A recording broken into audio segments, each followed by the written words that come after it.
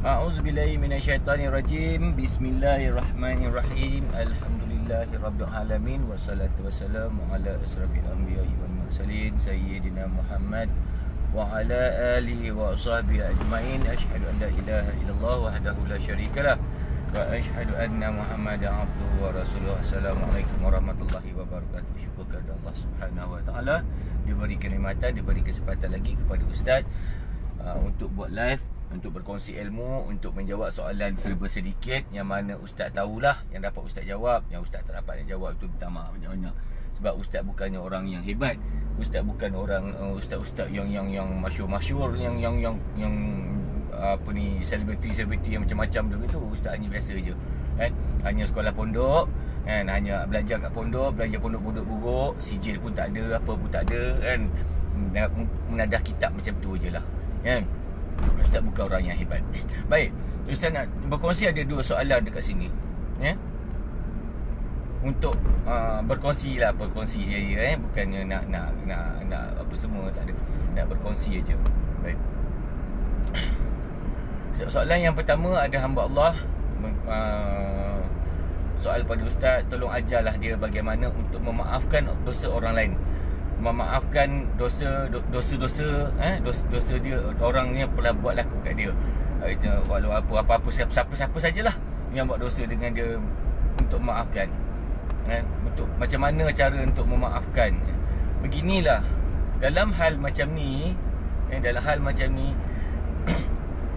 tanyalah mana-mana ustaz, tanyalah mana-mana ustazah, mana-mana siapa saja yang masyhur ke mufti ke apa, dia takkan dapat jawab soalan tu. Sebab apa? Soalan dia untuk memaafkan orang itu atas kemampuan kita, keimanan kita kan. Cuma ustaz dapat beritahu kekuatan iman kita. Kalau kekuatan iman kita kuat kan, kita boleh memaafkan orang. Bukan mudah, ustaz faham, bukan mudah untuk memaafkan kesalahan orang ya. Ustaz sendiri pun ada orang buat salah dengan ustaz, bukan senang ustaz nak maafkan ha? Cuba memaafkan tapi tak mampu nak maafkan, tapi cuba lagi kan. Kita tak boleh jadi yang terbaik, tapi kita usaha untuk dapat yang terbaik Tapi bila kita dapat maafkan dia, satu keindahan yang paling amat indah ha? Nak dapat memaafkan dia atas kemampuan kita sendiri, atasnya keyakinan kita kepada Allah, atas keyakinan apa semua. Yakin tu dah memang yakin. Kita yakin Allah itu Maha Pengasih, Maha Penyayang, memberi pahala kalau bagi orang yang dapat memaafkan orang. Tetapi kita perlu ingat kita bukan Nabi, kita bukan Rasul, kita bukan sahabat, kita bukan siapa-siapa. Kita hanya hamba Allah, umat Nabi Muhammad SAW yang lemah Tak kira lah kau siapa sekalipun Cuma Ustaz dapat pesan, jauhkanlah dari penglihatan orang tu kalau boleh jauh, jangan nampak dia kita sibukkan diri, cuba sibukkan diri supaya kita lupakan apa kelakuan yang dia buat. Lama kelamaan dia akan hilang begitu kita tak ingat benda tu semua itu saja yang Ustaz dapat bagi tahu dalam masa yang sama kita banyaklah berzikir kepada Allah Dia benda ni bukan satu perkara yang mudah. Sebab apa? Bila kita berdosa dengan orang Allah tak ambil campur tau. Selagi kita tak pergi minta maaf dengan orang tu. Kalau kita dah buat salah, kita nampak kesalahan kita, kita pergi minta maaf dengan orang tu maafkan, baru selesai Dan kita yang meminta maaf, yang berdosa ni, meminta maaf kepada orang yang pernah kita buat dosa ni, hanya itu saja yang dapat dia memaafkan kita, melegakan hati dia. Selagi kita tak minta maaf dengan dia, selagi itulah tak selesaikan, tak bertanggungjawab atas apa yang kita buat pada dia, lagi itulah dia akan susah dia nak maafkan kita Itu sajalah Ustaz boleh bagi tahu Jauhkan dari pandangan dia, jauhkan dari lihat muka dia, jauhkan apa benda yang membabitkan dia tu, jauhkan. Jangan tu nampak, hilangkan Buat kehidupan baru. Kita maaf tak maaf tu belakang kita diamkan saja, diam. Allah Maha mengetahui sama ada kita buat begini, kita memaafkan dia ke ataupun kita apa ke, Allah yang Maha mengetahui. Tapi untuk kita melafazkan aku maafkan kamu memang susah. Bukan kata kamu, ustaz sendiri pun walaupun dia panggil ustaz, walau belajar pondok sekalipun, ingat senang ke? Susah. Cuma kekuatan kita tak dapat nak lafazkan benda tu, kita hilangkan, lupakan dia. Jauhkan dari pandangan dia. Jangan nampak dia. Jangan kita buat sibuk diri kita, jangan kita cuba lupakan dia. Elakkan daripada pandang muka dia. Sebab apa, kalau kita pandang balik muka dia, kita dah burn dah ni, kita dah lepas, dah tak ingat dah apa semua dia buat, kena rasa macam dah cool. Tiba-tiba timbul muka dia, perasaan marah tu akan datang balik. Itu dia masalah dia. Kita ustaz tak boleh nak buat kata apa. Ustaz tak boleh. Cuma ustaz dapat bagi tahu itu, puan sendiri boleh faham tahu kan. Ustaz cakap tadi, itu atas kekuatan keimanan kita sendiri. Kan? Keimanan kita sendiri. Ustaz tak boleh nak kata kamu kena maafkan dia. Saya tak boleh paksa kamu untuk memaafkan orang lain. Tak boleh. Siapa pun tak boleh memaksa untuk kamu maafkan lain. Itu hak kamu. Tapi kamu lihat pada keimanan kamu. Kamu boleh ke tak boleh? Kamu kuat tak kuat? Ustaz ni pun ada orang buat salah dengan ustaz tu. Banyak orang buat salah dengan ustaz. Tapi nak memaafkan dia, hati tu nak maafkan dia, tapi tak mampu aku nak maafkan. Tapi jalan ni aku nak abaikan. Saya hanya okey, aku tak nak tengok muka dia. Aku cuba elakkan tengok muka dia. Aku elakkan daripada berurusan dengan dia apa semua. Itu saja. Itu saja yang ustaz boleh bagi tahu. Baik, yang kedua, soalan yang kedua, maaf yang soalan pertama tentang tadi memaafkan orang lain tu. Dan ustaz akhir kata, ustaz kata minta kuatkan iman, tu sajalah ya. Kuatkanlah iman. Baik, yang soalan kedua ni agak sensitif sikit lah, agak sulit sikit kan. Dia tanya dekat ustaz, berdosakah saya? Dia bunyi dia macam ni lah. Berdosakah saya? Ini dalam rumah tangga ni hal rumah tangga. Tapi ustaz bercakap dalam Facebook ni, ustaz tak cakap siapa dia.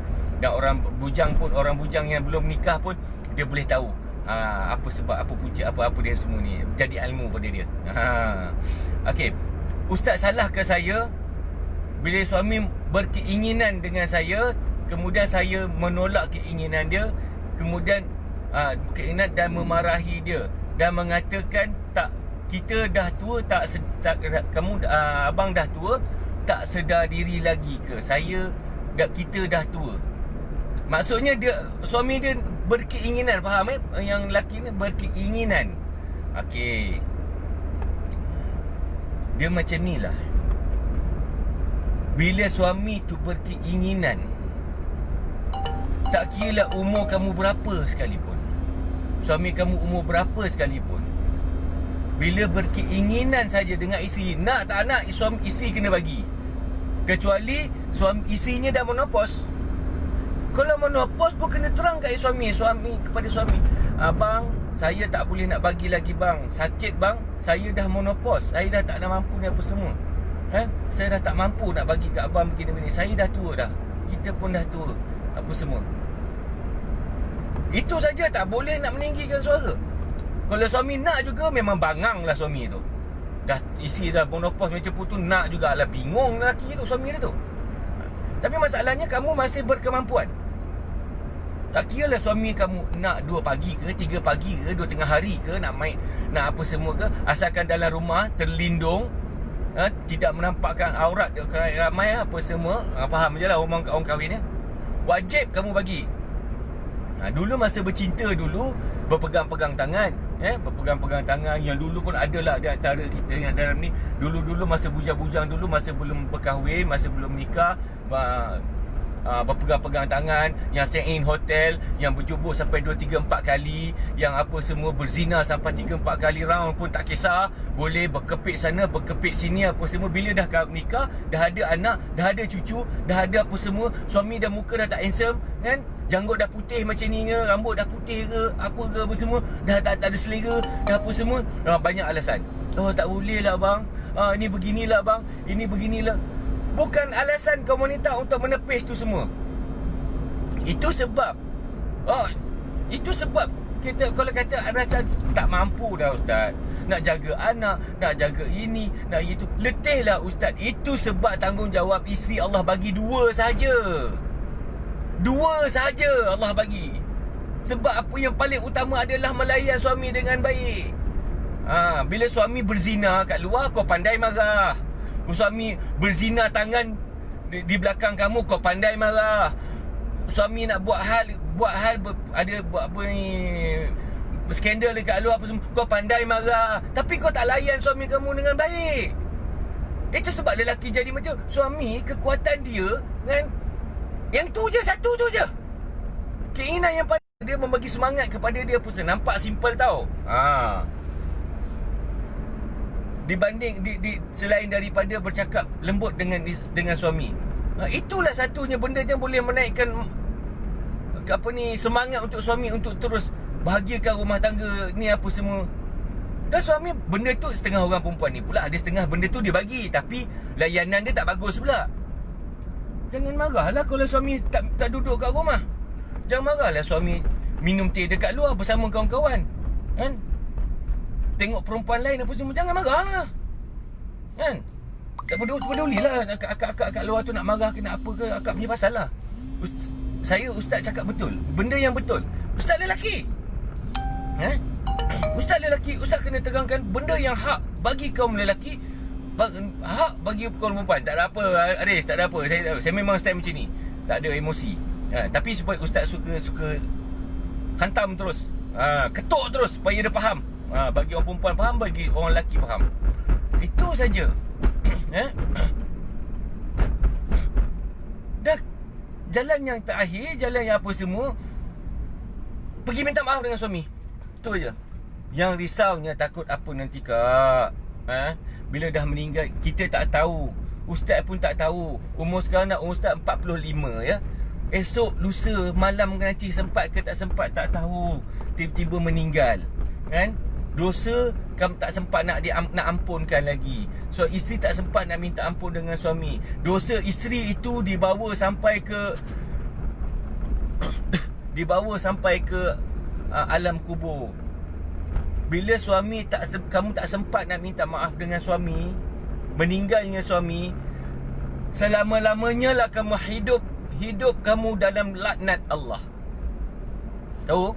Jangan main kak. Jangan main benda-benda macam ni.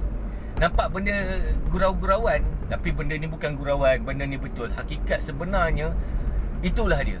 Besarnya darjat suami di sisi isteri, tetapi kebanyakannya isteri tak nampak. Sebab apa? Aku dah kaya, aku dah ada wang, aku dah ada duit, aku dah pandai berdikari, aku semua. Tapi dia tak sedar suami tu darjat dia tinggi, kan? Kau besar macam mana, kau kaya macam mana, kau hebat macam mana sekalipun, tanpa keampunan seorang suami, neraka jahanam lah tempat kau si isteri. Tu je. Tak kira lah isteri tu ustazah ke apa ke, tak kira lah. Tetap kena, ya, tetap kena neraka jika tidak dapat keampunan daripada suami. Jadi sayangilah diri sendiri, sayanglah suami, hormatilah suami. Walaupun suami itu gajinya murah sangat, tak handsome, kulitnya hitam macam bila Arabah, hitam berkilat, tetapi apa semua darjatnya di sisi kamu isteri adalah tinggi. Dan wajib, apa yang akak yang cerita dengan saya tu, wajib akak pergi berjumpa dengan suami, minta ampun.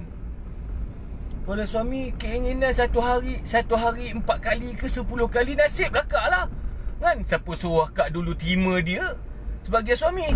Nasib lah, kan? Suami pun adalah terima jugalah dengan celepet mulut akak, mulut orang perempuan. Nasib lah, terima lah. Siapa suruh dulu aku terima nikahnya? Masing-masing dah kena faham sendirilah. Kan? Jadi apa-apa hal pun akak wajib pergi minta ampun dengan suami. Takut tak sempat nak minta ampun. Itu sahaja. Jadi persoalan tu ustaz dah jawab. Nak tak nak, akak terima ke, tak terima ke, isteri-isteri terima ke, tak terima ke, terpulang. Tapi ustaz bercakap berlandaskan agama, apa yang dia ajar agama, apa yang dia ajar sunnah, apa yang dia ajar oleh kitab. Itulah ulat ustaz sampaikan. Kalau ustaz nak baca satu persatu tentang hal kitab, hal perihal tanggungjawab perihal rumah tangga, nak buka kitab tu, saya rasa ada orang yang tak ikut live ustaz ni. Boringnya, lamanya, begini lama. Ni ustaz bagi simple, bagi ringkas saja. Tapi itulah hakikat yang sebenarnya. Jadi terima tak terima nasib. Ustaz tu terpaksa cakap juga. Dan sebab kadang-kadang apa yang ustaz cakap ni pun terkena batang hidung ustaz sendiri. Sebab macam semalam cerita-cerita ustaz mengajuk kan, orang lelaki kuat mengajuk. Ustaz pun memang kuat mengajuk. Dah tua-tua ni umur kuat mengajuk. Nampak? Ustaz terpaksa cakap, peduli apa? Walau terkena hidung sendiri pun kan. Kita betulkanlah sama-sama lah, kita betulkan diri sendiri. Okey, yang baik itu daripada Allah Subhanahu Wa Taala dan yang kelemahan itu daripada ustaz sendiri kan. Sebab ustaz ni bukannya ustaz yang hebat, bukan ustaz yang termasyur, bukan ustaz yang masuk dalam TV selebriti apa semua tak ada. Dia ustaz biasa je, duduk belajar mengajar dekat masjid. Kalau ada orang panggil, orang mengajar dekat surau, kalau ada orang panggil, itu sahaja. Yang baik itu daripada Allah Subhanahu Wa Taala dan yang buruk itu, yang kelemahan itu daripada ustaz sendiri. Dan ustaz mohon ampun dan maaf jika ada di antara pendengar-pendengar yang mengikuti live ustaz ini terasa hati. Okey. Peace peace. Wabillahi taufiq wa hidayah. Wassalamualaikum warahmatullahi wabarakatuh. Semoga kita semua berilmu dan dilindungi oleh Allah Subhanahu Wa Taala. Amin ya rabbal alamin.